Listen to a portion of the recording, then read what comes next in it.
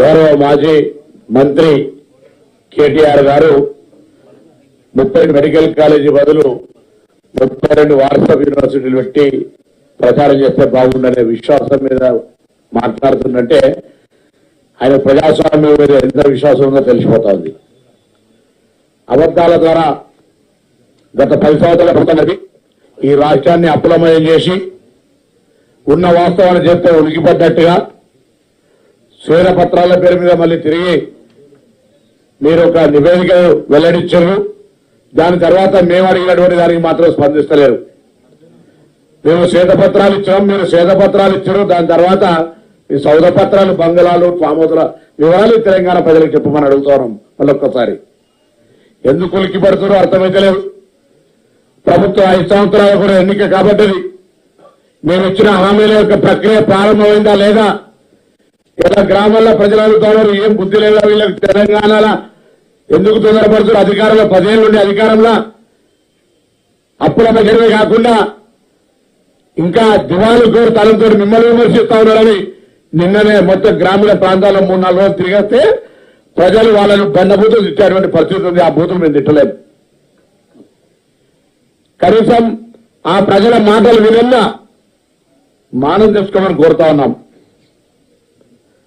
గ్రామీణ ప్రాంతాల నుంచి వచ్చిన మీ లాంగ్వేజ్ మీకేం అన్పార్లమెంటరీ కాదు, కానీ వాళ్ళు ఎక్కడ పోతా ఉన్నారు? మీరు అబద్ధాల ద్వారా దుష్ప్రచారం చేసే స్థితికి ఎక్కడ దిగజారారంటే నైతిక విలువలకు కూడా తిలోదాకాలు ఇచ్చి రాజకీయ విలువలతో సంబంధం లేకుండా పూర్తిగా నైతిక విలువలకు తిలోదాకాలు ఇచ్చేటువంటి పరిస్థితి దిగజారు.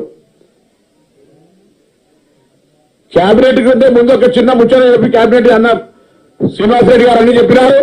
ఇప్పటికే 30,000 మంది పైన డాటా ఎంట్రీ ఆపరేటర్లు పెట్టి 1,05,00,000 డాటాలు ఎంట్రీ చేస్తా ఉంటుంటే దాదాపు 19 లక్షల ఇతర కేటగిరీ కింద అప్లికేషన్లు వచ్చినా ఎంట్రీ చేస్తా ఉంటుంటే నిన్నటికి 30 రోజుల పేరులో ఒక పత్రం రిలీజ్ చేసిన బుద్ధి లేని వాళ్ళు ఏం తొందర వస్తుంది? 10 ఏళ్ళుగా మేము ఏదైనా మీ ప్రభుత్వ వైఫల్యము, ఎన్నికల హామీ, డబుల్ బెడ్రూమ్ కావచ్చు, ₹1,00,000 రుణమాఫీ కావచ్చు, నిరుద్యోగ వృత్తి కావచ్చు, ఏదైనా అడగడానికి నువ్వు ఇచ్చిన హామీలు అమలు కాలేదని అడగడానికి కూడా అవకాశం ఇవ్వకపోతే మేము ధర్నా చౌక్ ఓపెన్ చేసినాము.